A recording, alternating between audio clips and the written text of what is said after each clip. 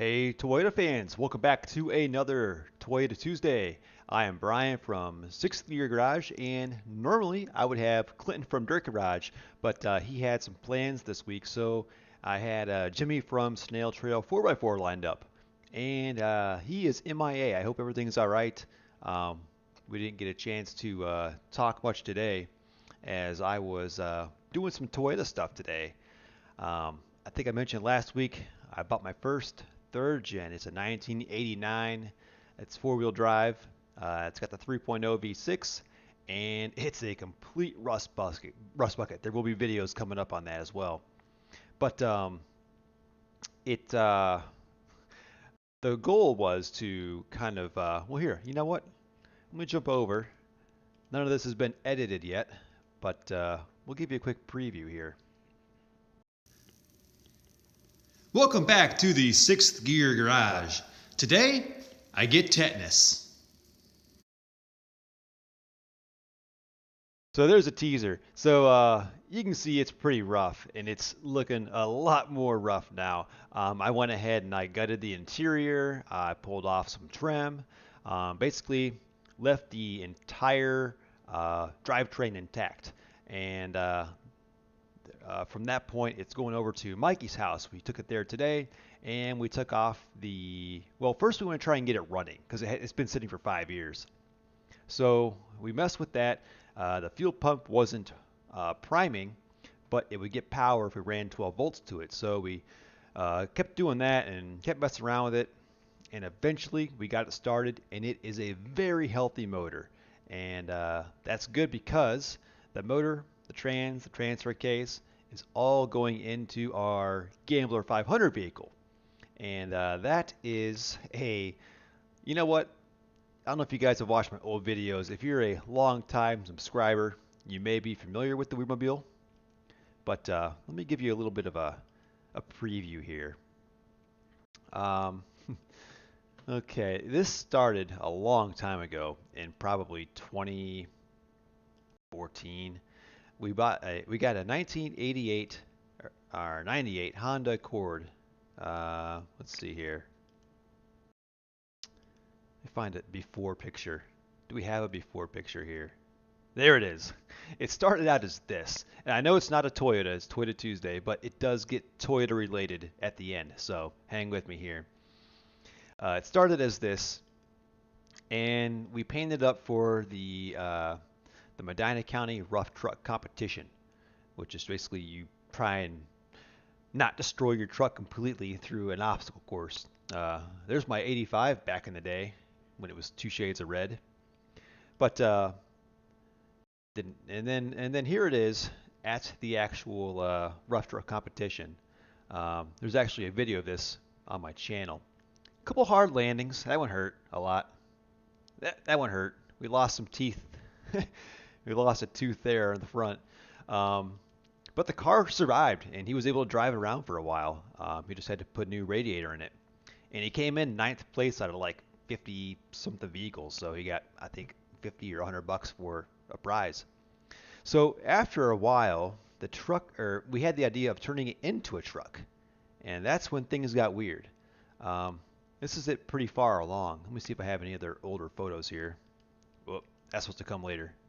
Okay, so uh, so you saw the last picture, and then we decided to run it in a Gambler 500.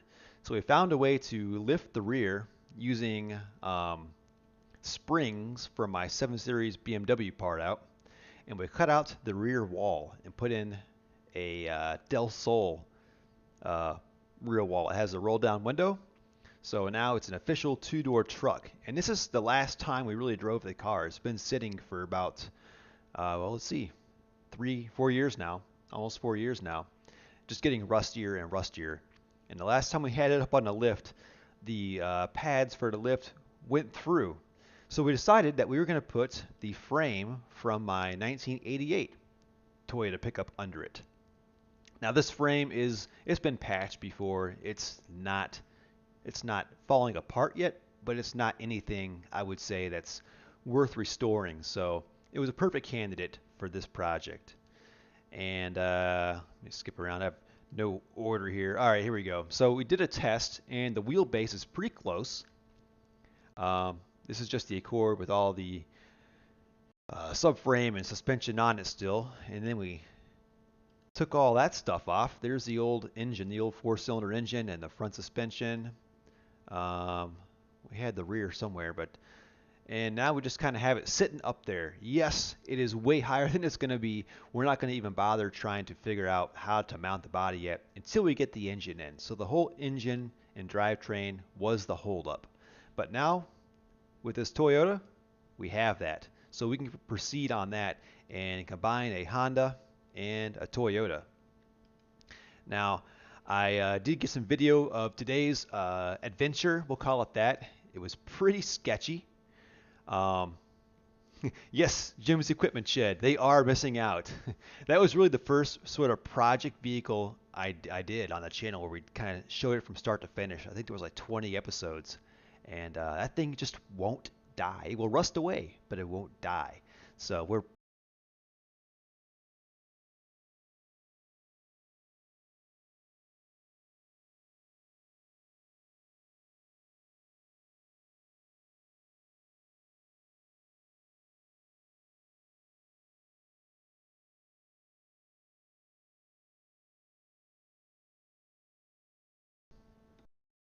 there we go. We're back. All right. Sorry about that. Not sure what happened there. Audio is back. I'm using this wireless headset because it sounds better. The quality's a lot better. But not sure what happened there. But yeah, so we're basically putting these two vehicles together to make one somewhat decent vehicle for the Gambler 500. So now we can get on with that. But the truck was so rusty that I had it in my garage. I could tell that the bed and the cab were kind of doing this, you know, um, kind of resting on one another. So I didn't want to take the bed off here. So I'm glad I waited because once we got the truck to Mike's house, he's got a lift, by the way. His channel is called The Shop Spot. Much smaller channel than mine, but some good content. We decided that we were going to try and get it running to just make sure, do a baseline to make sure this engine is actually good before we install it into the Wigmobile. Of course, it wasn't getting fuel, it would crank, which was a start. So we figured out that the fuel pump wasn't getting power. Like I said earlier, we just ran constant 12 volts to it and it worked. We got it running. It sounds amazing. It is a very peppy, very healthy sounding engine. It likes to rev, I will say. We really lucked out. The original plan was just use the trans and the transfer case and do a 3/4 swap, but I think we're going to roll with a 3-liter. It sounds really good. Um, you guys are still saying there's no audio. Let me check this out here.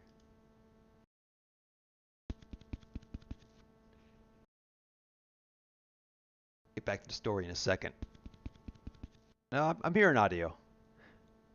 Okay. You guys still got audio? Okay. It's back. All right. You guys still got audio? Cool. Sorry about that. Well, yeah. So we got this thing running, and it ran great. But to get to the fuel pump to try and diagnose that, we took the bed off, and as soon as that bed came off, the frame just did this.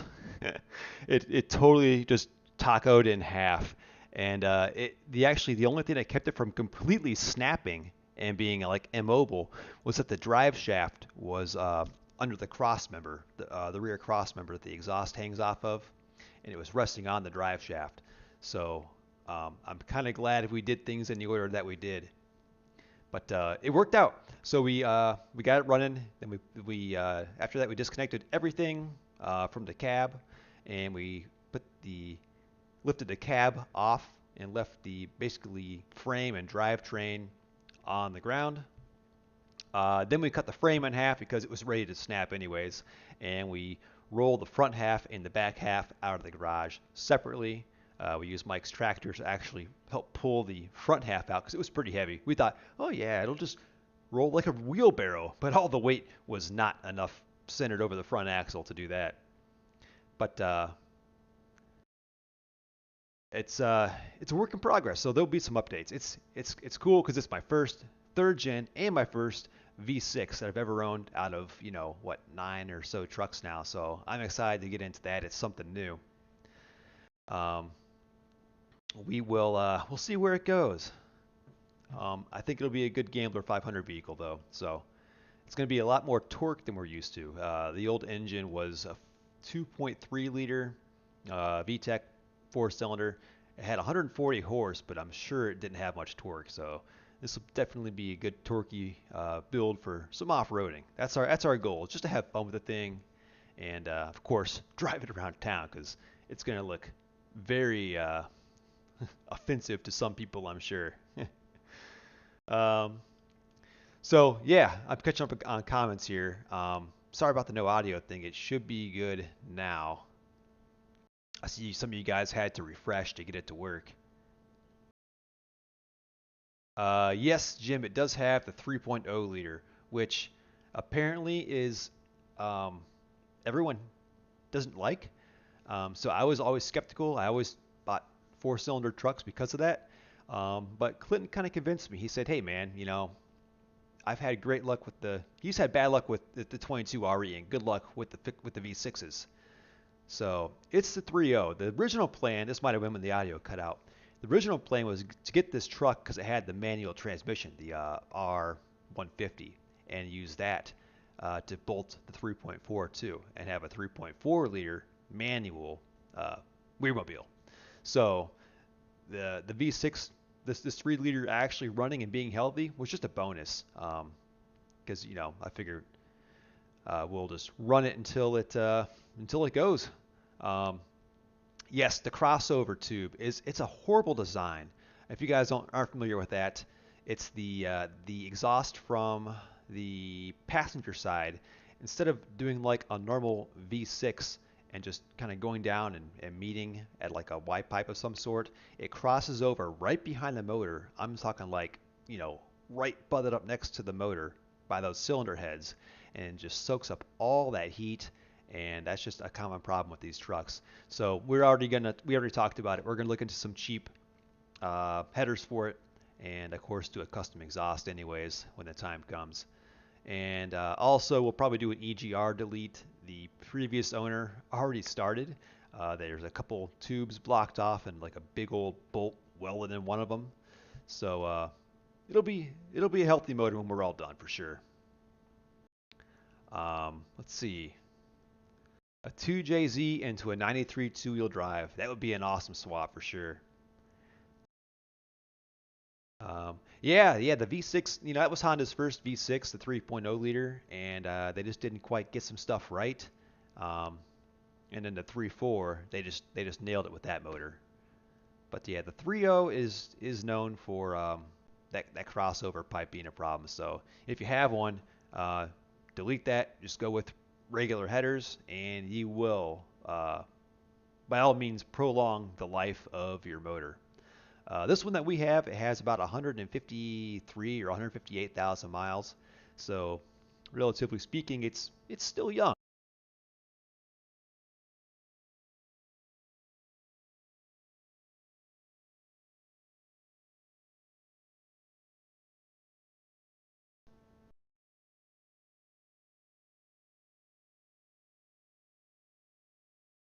All right, guys. Sorry about that. I just lost audio again.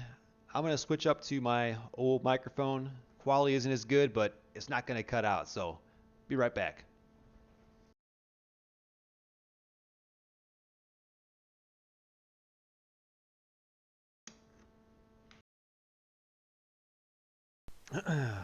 Okay. Let's see here.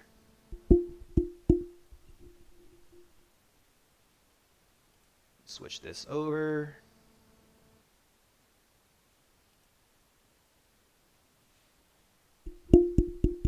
Testing. Testing.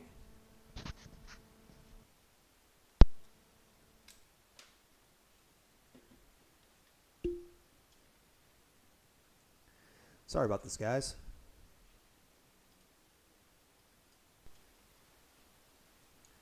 Sorry about this, guys.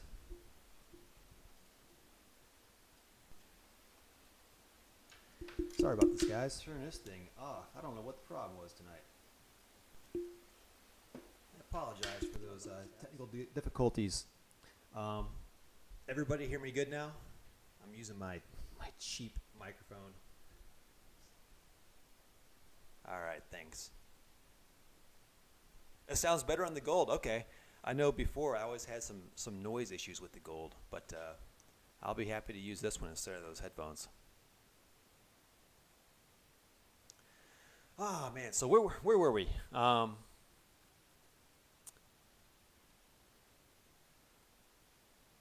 see here. Catch up on comments here for a minute. Any new Toyotas? Yes, Fastlane. I was just saying. I was working on the 89 lately. I actually just got home a little while ago. I was over at Mike's all day working on this truck. There will be video. There will be some video, some very sketchy video. The way this frame was ready to fold in half, it was sketchy. If it didn't have a bad slave cylinder and we could shift gears, honestly, we probably would have tried driving it, and that would not have been a good idea. It was probably the weakest frame I've ever had. The front half was great, but right after the doors, it just was ready to snap in half. Jim Equipment Shed, yep, head gasket issue. That seems to be the common problem with the 3.0 liters. Bob, thanks for the specs. 180 foot-pounds of torque. So, and you've got the crossover delete as well in your 3.0. Good to hear. Yeah, we'll definitely we'll go that route with the delete for sure. Let's see. All right, this is a question here. Any tips on or advice at making your own double inverted flare brake lines? I'm not even sure. Honestly, I've only ever made the single flare brake lines. Never did a double inverted flare. So sorry, I can't help you out on that. Backroads Drifter says there is a tool for it. Let's see here. Okay.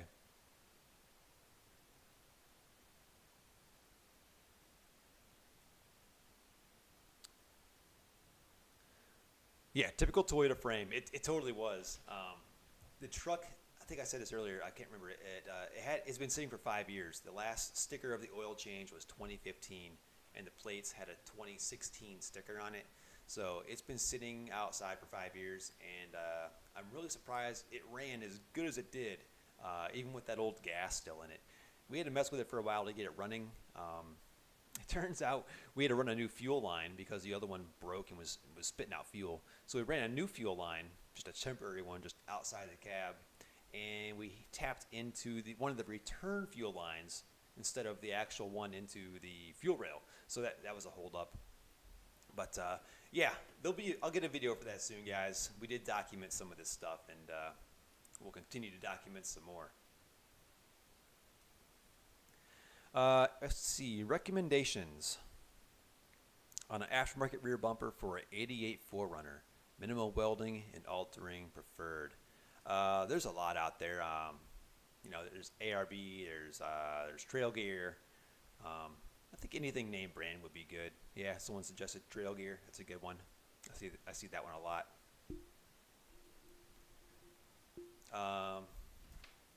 Backroads Drifter, your 93 has a clean frame. I'm curious, what region are you in? Because there are no clean frames left up here.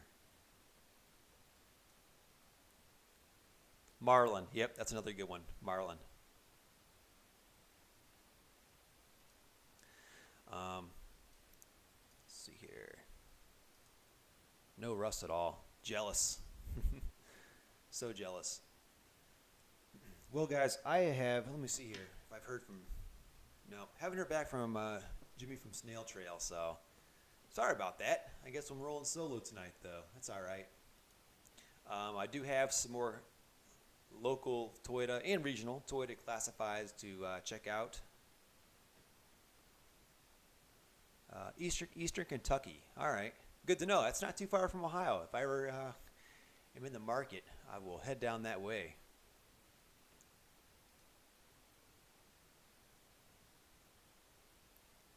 Yeah, man. Thanks for everyone for checking in live. I'm really glad we got some viewers here, even despite my my guest not making it and my sound difficulties here. So we're working through it. Yeah, let's check out some of the rides here. I do have one email here on ToyotaTuesdays.com. This is from Lewis. We'll go check out his ride. It says it's a 86. Nice. I'd like to know what suspension you got on there. That's a really nice flex. Wow, this is a beautiful truck. This could be a show truck that can also be capable. It looks really good. Back to that first one again. This almost looks like a before and after. I'd say this is the after paint and wheels and tires, and the front end too. Looks real good. Okay, yep, and there it is in progress. Nice. So yeah, you guys, if you want me to put any of your rides up on the live show tonight, there's a comment at the top with the email in it. That's toyotatuesdays@gmail.com. Excuse me. So this is part of the show. We're going to go over and check out some classifieds. These are still from last week's show. I have not had much time to prepare with working on that 89. So we'll finish up last week's classifieds here. We've got a 1983 right here. Toyota pickup, 7500. This is it right here in Ohio. 22R on propane. Let's see, he's got 488 gears, chrome moly shafts, RUF, a rear up front suspension, 63s in the rear, Bilstein shocks, Mickey Thompson's on 35-inch Mickey Thompson's on 15x10s. So let's check this out. This was a nice one, if that's the one I'm thinking of here. Oh wait, this one's actually kind of rough, but I like the patina, so this was why I saved it. There it is. Definitely a very good, capable wheeler if you're looking to get into something. It's still, that's still a truck and not a complete conversion into a truggy. I like that basically, it's capable, but it still has the original body because I love the style of those first gens. And this is actually, if you guys are from Ohio, you might know this. This is from Wellsville. I think this trail is called Crevice. I've got a couple old videos of my my 85 going up that.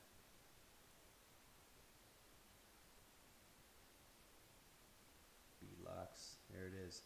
So a good looking first gen, very built for off-road use. 7,500 bucks. Here's the hood. All right. Here's another 83. This is out in California, out west. 1200 firm, 83 pickup, 4x4 long bed, solid axle. Was running and driving, but pulled motor for another pickup. Does not have a motor, obviously. So for 1,200 bucks, this is what you get. It's rough, but I will say, if you're looking for a project, you got a motor to drop in, it's not a bad start. You figure just alone, you got solid axles, you got a cab, you got a decent bed. I would much more gladly work with this bed than the one that's on my 1980. You guys just have it so lucky out west. But I would honestly buy this for 1,200 bucks in a heartbeat if it was in Ohio, just because of the bed and the axles and the other good parts. Even those doors are better than the ones on my 1980. So let's see, 1985. What we got here? 3,000 bucks. Oh, okay. This is up by Clinton, up there in Canada. Let's see. This blew my mind. 494,000 kilometers. I don't have Clinton here to do the conversion off the top of his head, but they're saying, I guess it was 3,900, and now he's dropped it to 3. But Pro Comp suspension, new clutch, pressure plate, just a bunch of new maintenance. It's on 35s. And the bad. Yes, the body is rusty, but frame and suspension is solid, no rot. So there's what you get for $3,000. And to be honest, I think it's worth it for an 85, for a solid axle 85, all original. I would definitely consider buying this truck, especially if you're just going to wheel it. You don't need a nice body if you're just going to wheel it. So definitely a diamond in the rough, but for $3,000, I don't know. What do you guys think?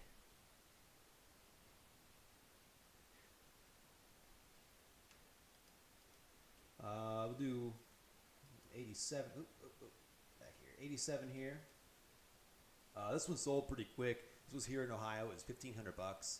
22R with a Weber carb, IFS front, but he has 85 straight axles as well. Chevy 63s in the rear. Okay, he's saying the 85 straight axle and the Chevy springs for an extra $1,000. Needs framework. Yep, Toyota in Ohio. No title, so yeah, a little bit iffy about that. I guess if you're going to use it for an off-road toy, it's fine. But there it is. For $1,500, that's what you get. And honestly, that's not a bad deal here in Ohio. I know you guys out west wouldn't touch it because of the rust, but we work with what we got out here in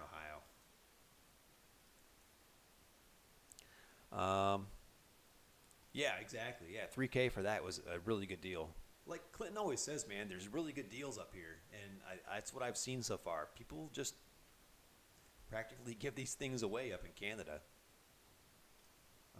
This is a 1987 pickup, 2,500. Once again, here in Ohio, 7 inches of lift, 5-inch suspension, and 3-inch body lift. Okay, so 8 inches of lift. 22R 5-speed 4x4 locker in the rear. Leaks a little antifreeze. 2,500 or best offer, and this one sold pretty quick. Check it out.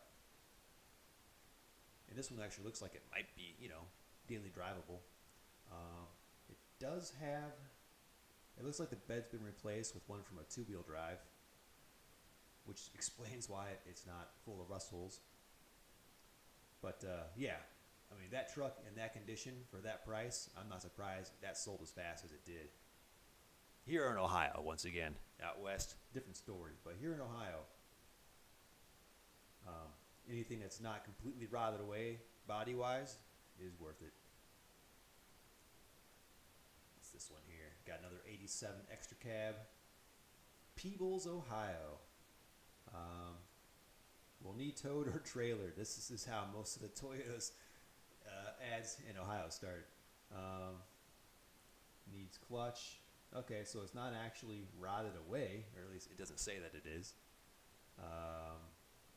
Flatbed, 5-speed, 4x4, 170,000 miles. Check it out. Okay, so it's got a wood bed on the back. Oh, this one blew my mind because there's not a crack right here in the shifter surround trim. Any of you guys that have these, let me know if yours is cracked. Like right about here. That's how everyone I've ever had is. They always crack right in the middle. So yeah, here's what you get for that price here in Ohio. Not horrible, but not bad for $2,000. I mean, you're getting a running, driving Toyota, with the exception of the clutch.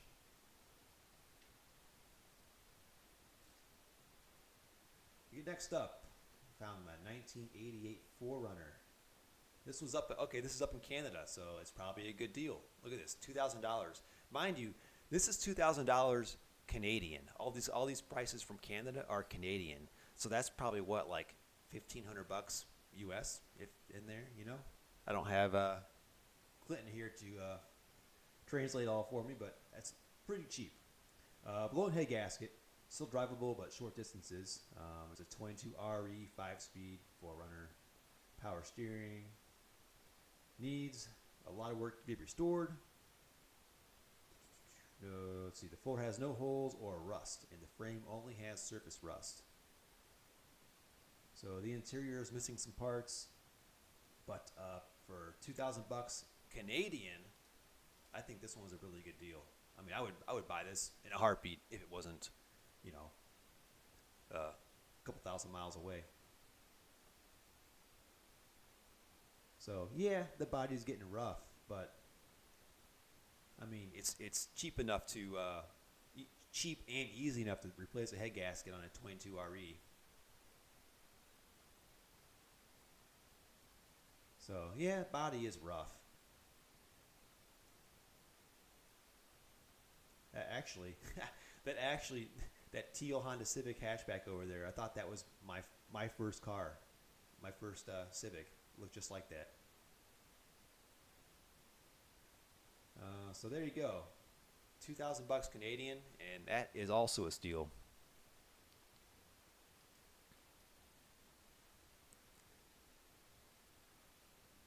Let's see. Okay, so someone's 85 pickup has a crack in the shifter bezel, but not the 87 4Runner. Yeah, I've never had a 4Runner.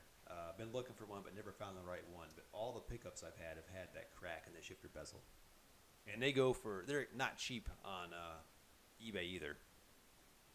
Hopefully, someone's gonna like figure out a way to like 3D print them or do something to remake them because it's a common issue.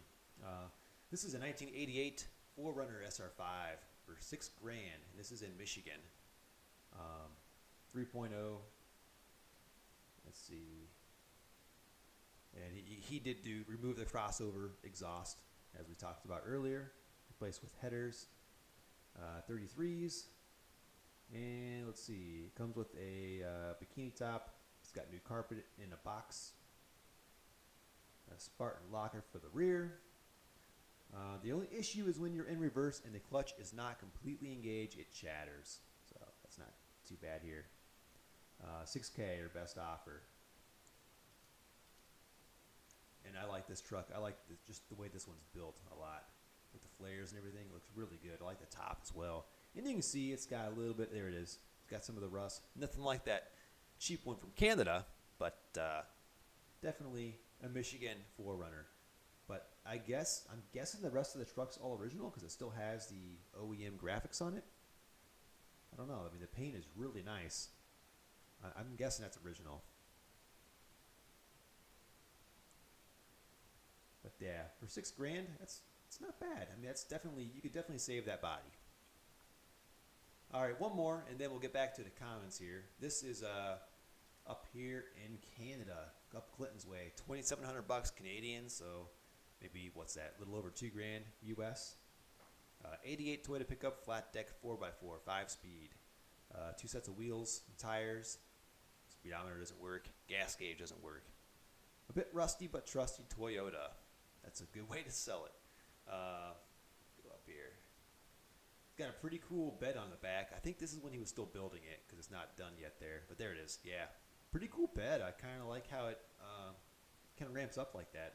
I never saw one like that before. Cool little rack on the top as well. Looks very utilitarian. Yeah, there's a lot of the bed ones. He's really proud of the bed, but he should be. Interior's nice. There is a crack on the dash. At first, I didn't see it, but yeah, there is a crack on the dash.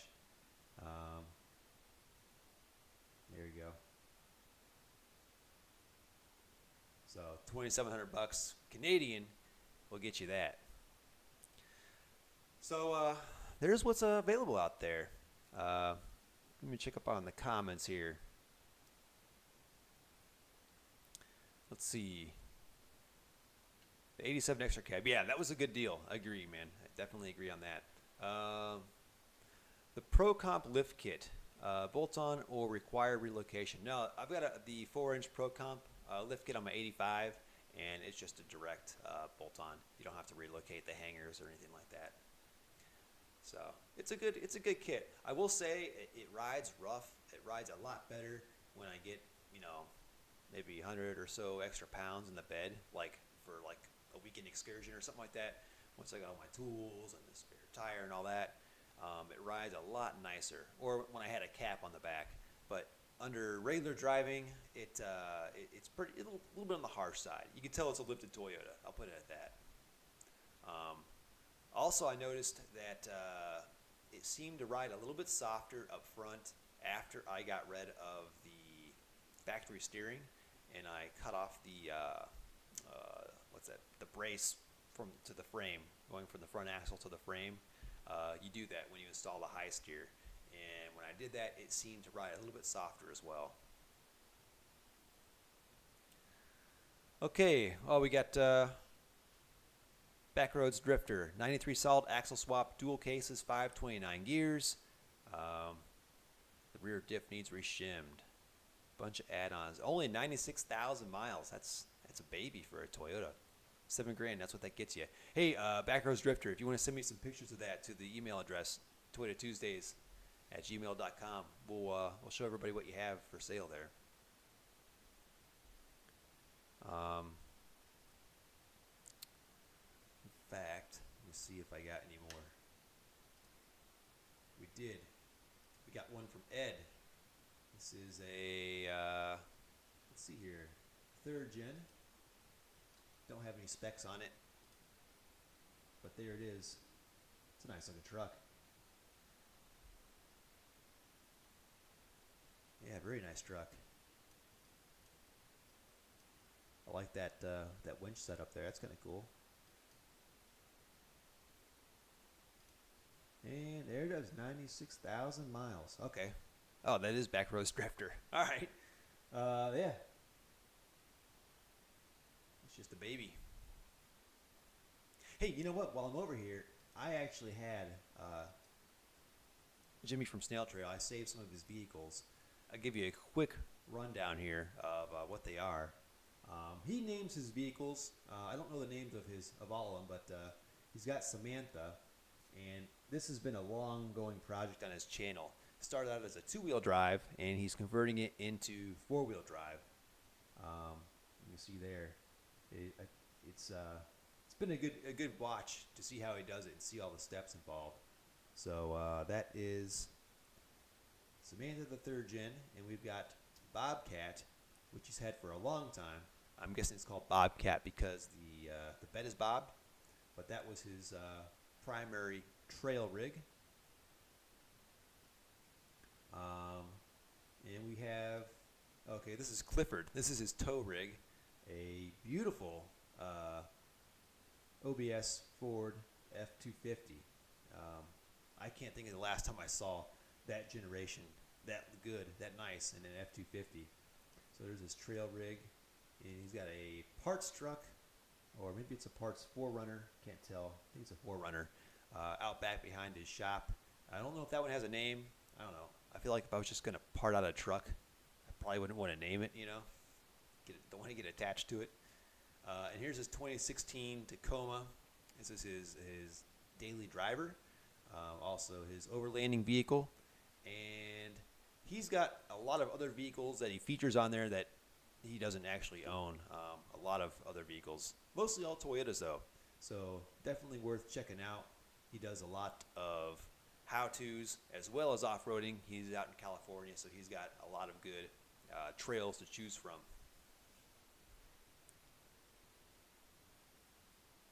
Let's see here. Catching up on the comments. All right, well, we're all caught up on comments. I'll show you guys a little bit more of the rust bucket. I call my 89 since we don't have any questions or anything here. Let's see here. Sneak preview here. We got. Anyway, here we go.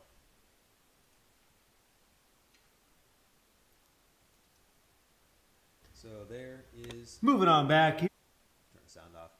The rocker panels. Usually, you know, sometimes in Ohio you get the outer side rusting out, but this one, both of them rusted out. And there is the frame. The bottom is completely separated. You can see both sides are pretty patchy. So the top is still complete of the boxed frame. And I went back. So I don't even need to hit this very Mandatory. hard. Oh, yeah, there it is. Had to tap it, and that's what just It's not good, folks. collapsed.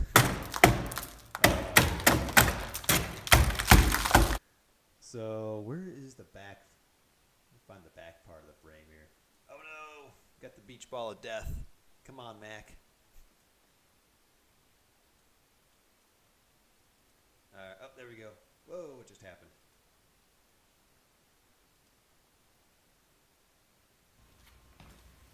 Okay, and this is over the rear wheel here.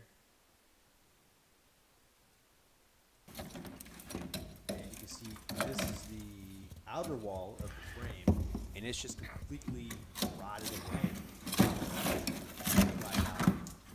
And then you see, There we see go. right through the frame to the inside of the frame rail there. And So of the box it frame, gets better. I've got It gets better. Okay, now we're looking through here's. the hole in the bed. Now let's take a look up This on. bed was actually not a hole when I got it, but I actually touched it and it just collapsed. But there is the frame, what's left of the frame, the box frame right there. There's the bottom hanging down. Both sides are completely rotted away. So I just have the top edge there of that boxed frame. You can see the shock. I don't know if you can see it in this angle. The shock's just hanging there. It's not attached to anything anymore. Let's see here. Spare tires long gone. Here's the underside of the bed. I actually considered trying to save part of this bed to cut out this corrugated part to kind of use to restore the bed on my 1980, which is a lot worse than this. But after seeing how bad it was underneath, I just figured it's not worth it.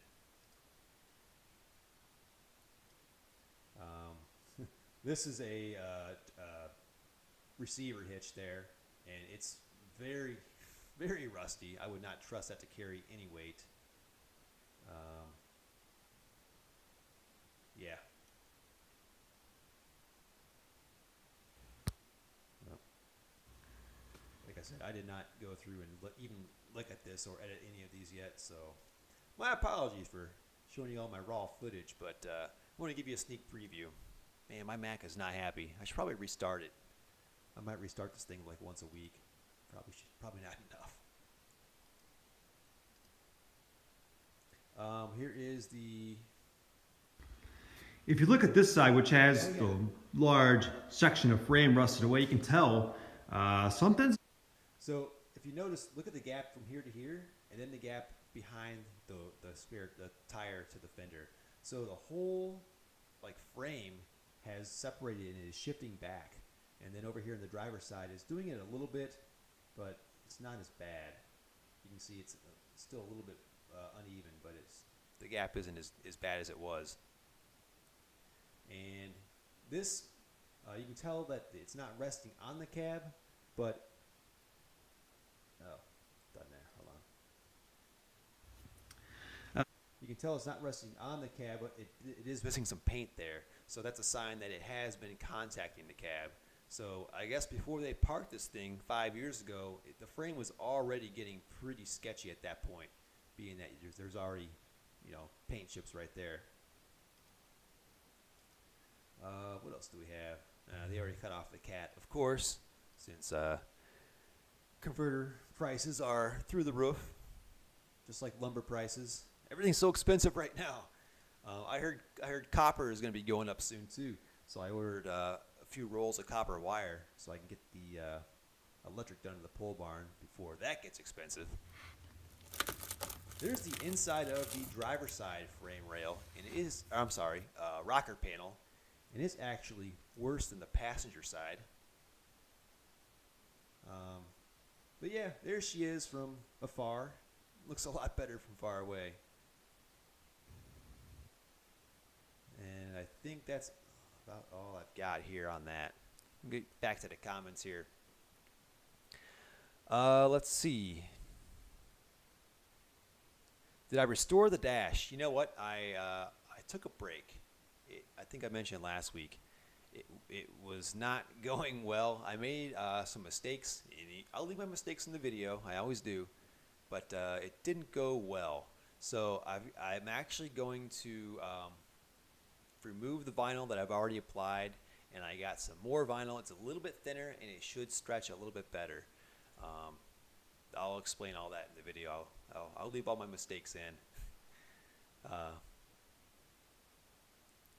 yeah, that's the thing, Jim, about this microphone that I don't like is that you gotta have your mouth like on it for it to pick up any volume. So my apologies. I got into the habit of being able to like talk from far away with that headset one. I got to get back into the habit of like have my mouth practically on this thing to make it sound good. So sorry for the audio difficulties tonight, guys. Did I restore my passenger side dash on the 85? On my 85, no, it's actually original and it is uncracked. And I don't have. Well, what I do is a couple times a year, I'll go out with a, just like a little washcloth or paper towel, and I'll apply some baby oil, and I'll wipe it down real good with some baby oil, and I think that is enough to keep it moist. Because the thing is, once these plastics, especially after years of sun, they just dry out, and that's when they crack. So baby oil is the secret. I think we talked about that a show or two ago. That's my go-to, man, and I don't know. It works, so I'm going to keep doing it. The baby oil also brings back the color in the door handles when they get all chalky, at least on the second gens they do. Pickups, first gen 4Runners. They get that chalky thing, and you can actually like sort of scratch it with your fingernail and bring it back. But the baby oil, that'll help solve a lot of that. Bob, I don't know for sure if it leaves any residue on the windshield. I haven't noticed, but then again, I live in Ohio. I don't live down in Texas, so not for me. But even so, I'd rather clean it off with some Windex than have that dash crack for sure. And I do have a stack of old cracked dashes. I'm going to restore, at least this one, once I get it restored, refurbished, I should say, not restored. I am going to put it in the sun and see how it holds up. Okay, no residue. You're out in Cali, so Cole says no residue, and he's in a hot region, so we're good. Yeah, actually, let me see if I can find a picture of the dash on my 85. Well, there's a video on that. If you go to the channel and you look up, I just search for 85 dash or Toyota dash or something like that. You'll see it. But I'm knocking on wood that thing doesn't crack because it is in very good condition. Let's see. Oh, Texas. It was a lucky guess, man. Hey, I'm from Texas too. I used to live in. I was born in Houston. I got a lot of family down there, so I head down there once in a while. And I tell you what. It is hot in the summertime. I'd rather go in the wintertime for sure.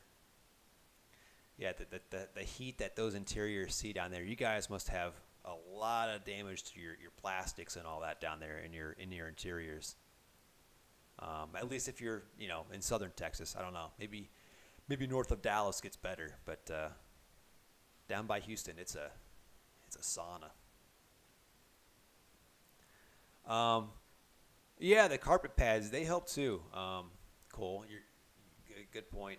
I don't like the way they look though, but you know what? If it preserves what's underneath, I mean, have you guys seen the cost of like an uncracked dash pad?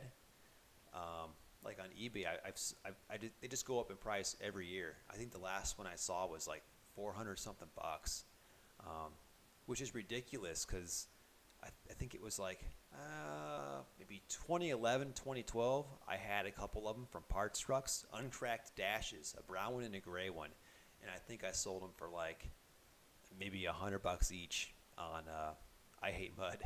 So it's amazing. Like these parts are just skyrocketing in value for second gens.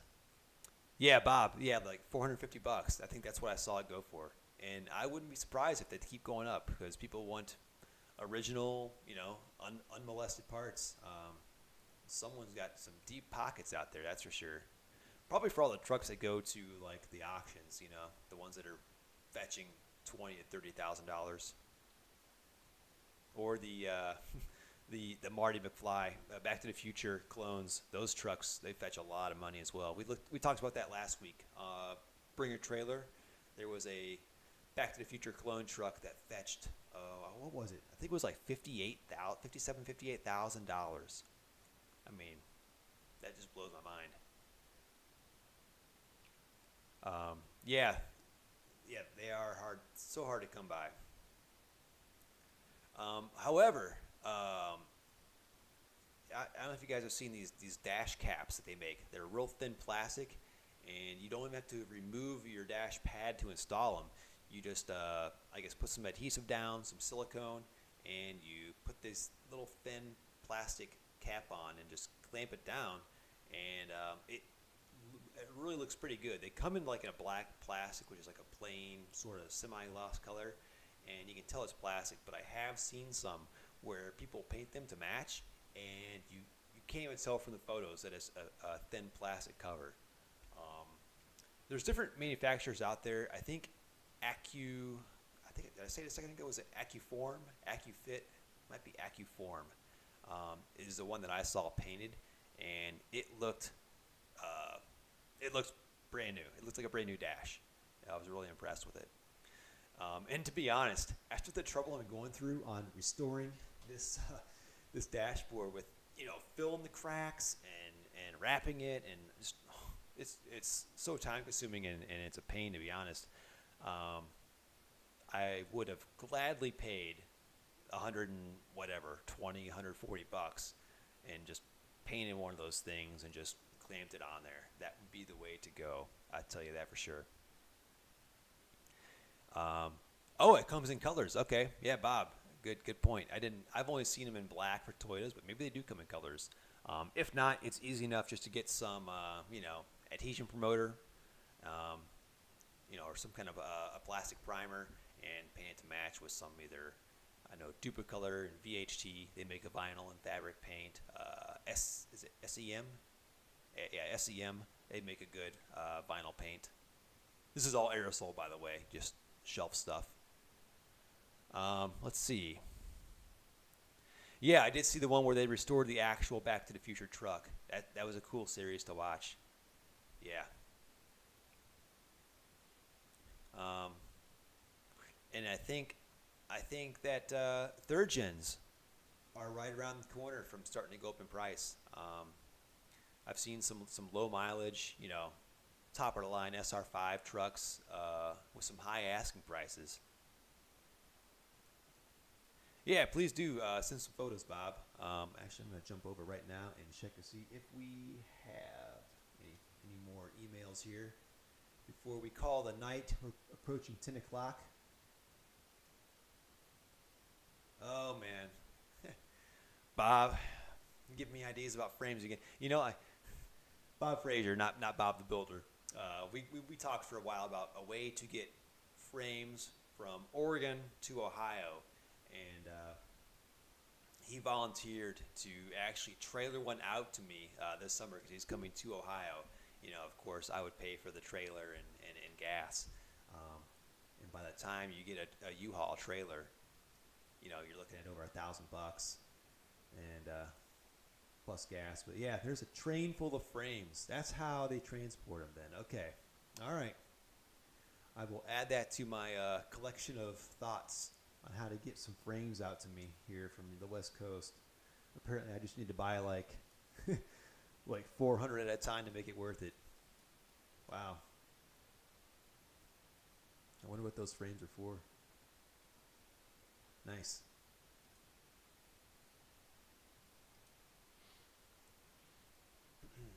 But yeah, luckily I bought that 1980 because the frame was actually decent, and that's gonna be a good project. We're still going to do that. You know what?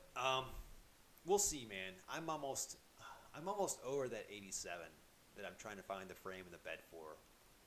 Like, it's just sitting in the corner. It's just doing its thing. Who knows? At some point, if I need a gray interior for a better truck, or I need a healthy 22R or transmission, it may become a parts truck. It's right at that tipping point of being a parts truck or being restorable. The problem is I can't get the parts to restore it, but I know I can use the parts from it for something else. So we'll see. We'll see. We'll figure something out. But at this point, man, it's just, I'd be looking at $1,200 for a rust-free frame, which is pricey. That is, if I was, to pay to transport it out here.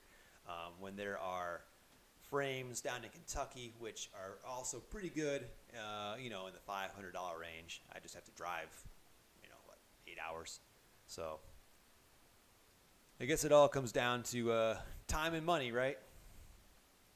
Let's see. Bob the Builder.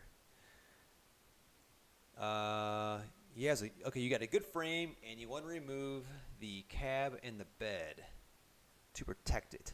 What's the best way? You want to powder coat it. Okay. You know what? I don't know if you could powder coat a boxed frame. I don't see why you couldn't, but I think to powder coat, you're going to have to blast it first to get it all down to, fresh metal, because I don't think you can powder coat over anything that's left at the factory finish. That's probably why most people just do the POR 15 route. It's just so much easier just to brush it on. But yeah, let's see. Best way to protect it. What kind of shape is it in now? Do you have just surface rust? Any scaling? Any rot? That's kind of the first step. The amount of labor it takes, the bed's not that bad, but to remove the cab, there's a bit of labor there. Cole, I agree 100%. You guys know Fluid Film has never sponsored me or given me any free product. Although, hey, if Fluid Film, if you're watching, send some my way. I use that stuff religiously on all my Toyotas. Anything I drive in the winter, even my Acura, I use it on that. Spray the inside of the frame with Fluid Film, and that will help preserve what's left. Like I said, these frames a lot of times do rot from the inside out, so it's just as important to spray the inside as it is the outside.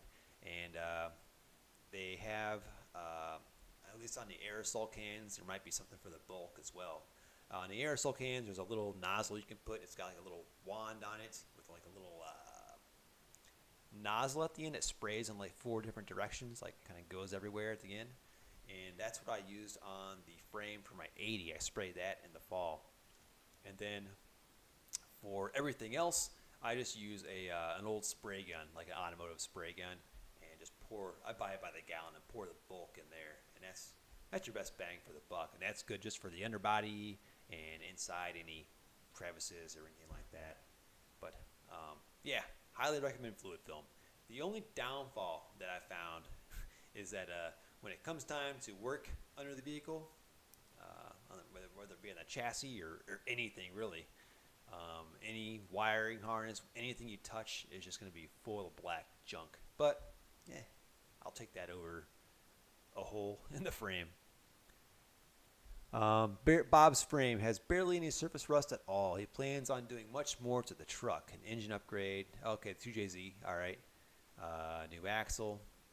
Trying to make some real horsepower. All right.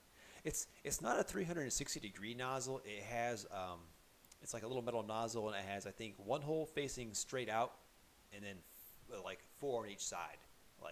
Every 90 degrees, there's one facing.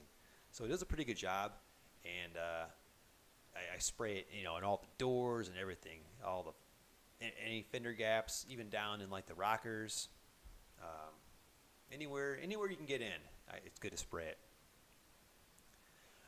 Big Buck Getter, scale of 1 to 10. How hard is it to replace the gas tank on a 1985 4x4 regular cab? I will say if you're out west, it's fairly easy. If you're in the Rust Belt, good luck. You're gonna have a lot of broken bolts. I've had mine off once. Trying to remember even why I took it off. When I repaired the frame on my 85. That's right. I had to take it off for that because the inside frame rail needed to be replaced, the inside of the box. So I took out the gas tank, and it's really not that bad. There's I think 3 bolts on each end holding it together, and it'll drop right out. Just make sure you get all the fuel lines disconnected first from the top, and that is kind of tight. You may have to unbolt the bed, the bed mounts. There's 2 right above the gas tank and 2 on the other side, the driver's side as well. And there's one or two farther, two farther. Mine only has one farther back because the frame's been chopped near the rear. But normally there's 2 also in the back near the taillights. And then you can just lift the bed up, throw a log or something under it, and you'll have plenty of room to work. I've seen where some people actually cut a hole in the bed because they're lazy. I have my 86 one-ton had that. There's just a big old square hole that actually put an access cover on the bed, but they just didn't care. So don't do that. I appreciate all the comments, guys. I mean, it's 10 o'clock, but we'll stay on. We still got a lot of viewers, and the comments are still coming, so I don't mind staying late. Sorry we never heard from Jimmy. I hope he's okay. It's just ironic because the last time I was supposed to have him on the show, I was the one with the emergency, and I kind of bailed on him because I had to go to the ER. And here we are a month later, and hopefully everything's okay with him. How did I repair the frame? On my 85, yeah. I'm trying to think. I do have a video on that. It was very early in the channel, so the quality sucks. But I think it might. I don't know. Let me look that up. Real quick here. I'll get back to that comment. Cole, did I decide what I'm going to do with the 80 or 81? Okay, yeah. I called it an 81 in some of the previous videos. It actually is a 1980 because I went to actually do a Carfax on it, and I realized it doesn't have a 17-digit VIN. So it's got the 10-digit VIN because it is a 1980, the last year of the 10-digit VINs. So unfortunately, I don't know any history of the truck, but it's a good truck. Well, the plan is I've had some cool ideas in my head. Tell me, you guys, let me know your feedback on these ideas. First, I was thinking it'd be cool. Obviously, it'd be cool to convert to 4-wheel drive, but I've got a 4-wheel drive truck. I've always wanted a lowered truck. I've never owned a lowered truck. So I think it'd be kind of cool to lower it, put some wider wheels on it. We got Jimmy showing up here. Let's see here.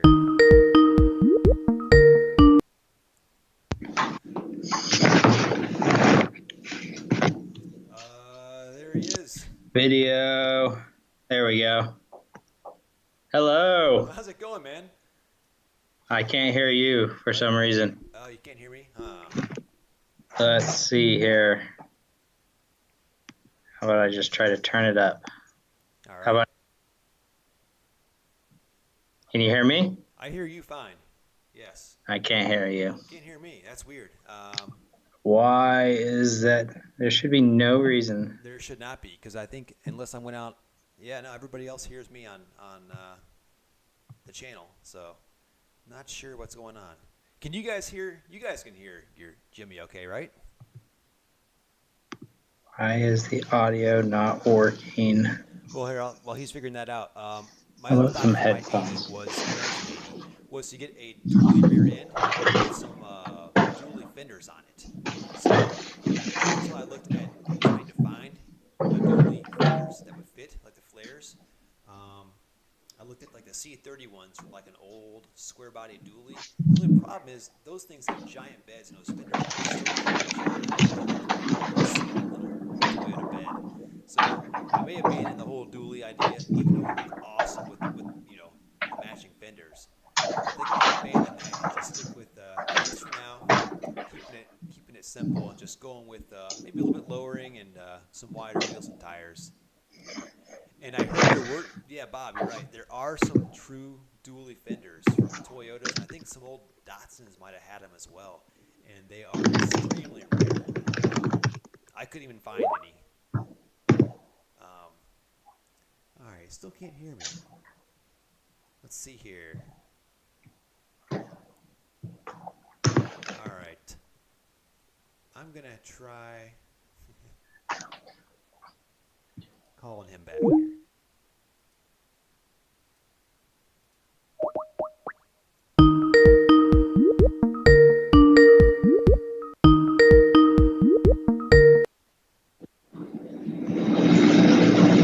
How about now?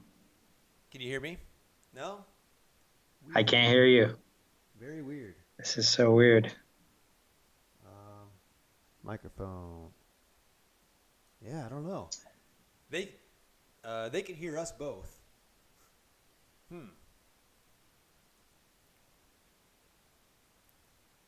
Yeah, so if I ever come across a set of those fenders, I'll definitely pick them up. You guys are saying Jimmy's way too loud. Let me turn him down here a little bit. Which one is mine?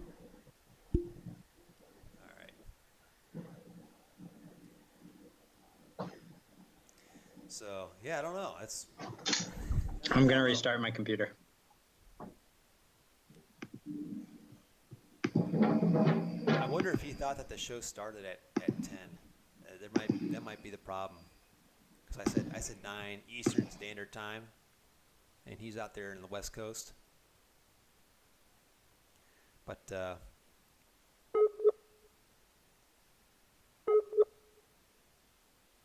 yeah, I don't know what's going on, dude. Skype? Nah, I'm not impressed with Skype. We need to get Zoom figured out here.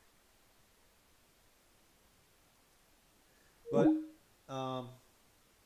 yeah, well, with that note, with another technical difficulty, I think we'll call it a night here. Wait, Bob, what do you want me to check out before I sign off here? You guys need Zoom or Google Meets? Yeah, we wanted to get to Zoom. Clinton and I say the same thing. Skype's always sketchy, but it just a time to set something up, you know. We got to get around to it for sure. Oh, my bad. I never got you the frame repair video. I'm sorry about that. Let me find this here. Okay. This might be it. To be honest, it's been a while since I've looked at my old stuff. Let me see here. Yeah, this is it. Okay. This is a frame repair video. I will post a link in here. And it starts off nowadays, and I show how the frame looks, then I show how I repaired it, and then I show how the repair has been preserved with fluid film. Like I said, they don't sponsor me, but I just use the stuff. So there is the frame repair video. It's sort of edited from really old footage, like 2011 is when I did that. Can I turn on captions? Can I? Let's see. I don't see a way to do captions. Sorry, Jim. I thought that might be on your end, but I don't see a way to do it on my end.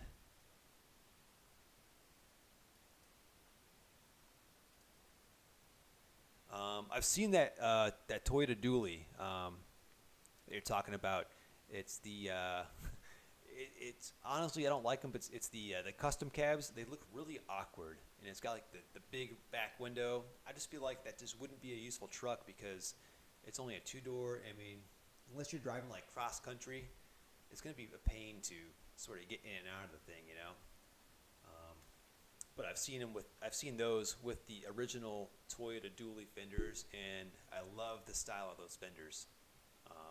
I would definitely love to get my hands on those, but like you said, pretty rare, probably not going to happen. So, all right, we'll try this one more time. Let's see what happens here. All right, we have that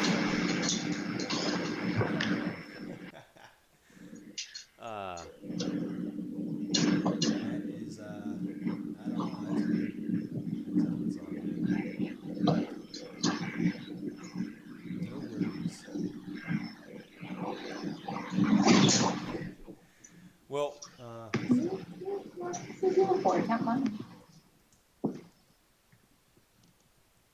we're about done anyway. So, Yeah, Bob. I'm talking about the first gen trucks. The second gen, they had it figured out a little bit better, but the first gens, they look really goofy with that giant window. You know.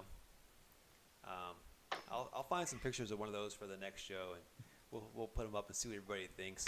Um, they're almost so cool just because they're so weird looking, but I don't think I want to own one. You know, just seems like a lot of hard to find parts for sure. But that's going to be it for tonight's show. Thanks everyone for stopping in. Sorry we had a couple technical difficulties. Jimmy's either really still or he's frozen. I don't know. Oh, he's moving. Okay. So thanks for checking in, and we'll see you all next Tuesday. And I'll let you know who we'll be having on the show, whether it be Clinton or Jimmy or who knows. Maybe we'll get Zoom figured out, and we'll have them both on. So thanks for checking in. Have a good night.